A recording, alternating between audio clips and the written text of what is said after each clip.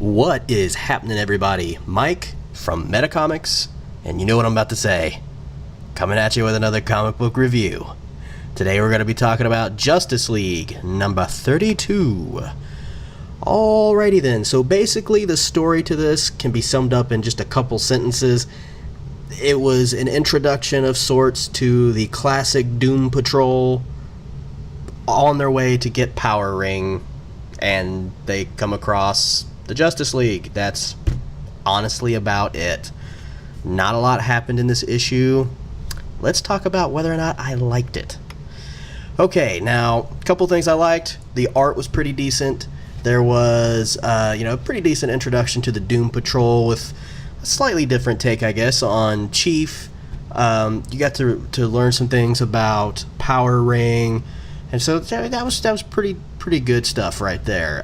The introduction to the Doom Patrol could have been a little bit better, could have gone a little bit more in depth to some of the character stuff, but obviously this is the first time I think that they've appeared in this run of Justice League. I could be wrong because I haven't kept up with this series 100% over the last little while, so there's that.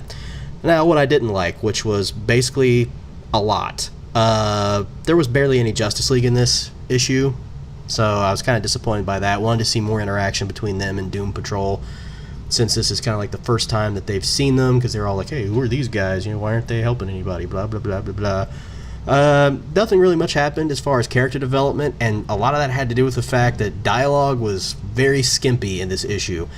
And what dialogue there was kind of superficial.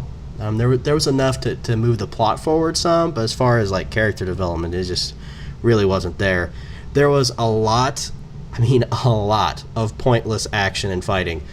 Since there's no real story set up yet, other than them trying to get the Power Ring, or Chief trying to get the Power Ring, that was really the gist of the story. So it was just a lot of fighting. It felt like a Michael Bay movie, pretty much. Lots of destruction, fire, brimstone, cats and dogs, mass hysteria. Okay. The Chief character, the way that they've kind of done him in this issue, he was really freaking annoying. So, yeah. And the main theme that stuck out to me when reading this issue was learning how to follow through with doing the right thing instead of just giving in to peer pressure.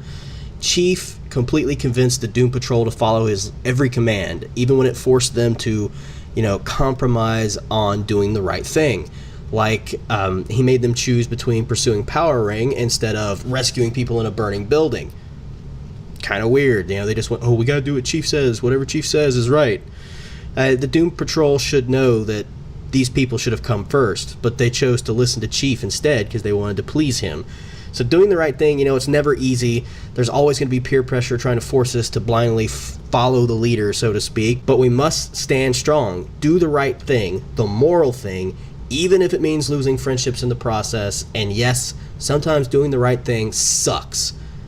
But that doesn't mean that gives us an excuse to not do it. All right, guys. Overall, this issue was a 7 out of 10, maybe even a little bit less. I kind of argued with myself about that.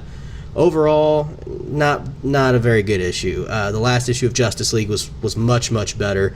Hopefully things will pick up in the coming months, but yeah, this not off to a good start here. Alright guys, that's all I got for this one. I will see you in the next one.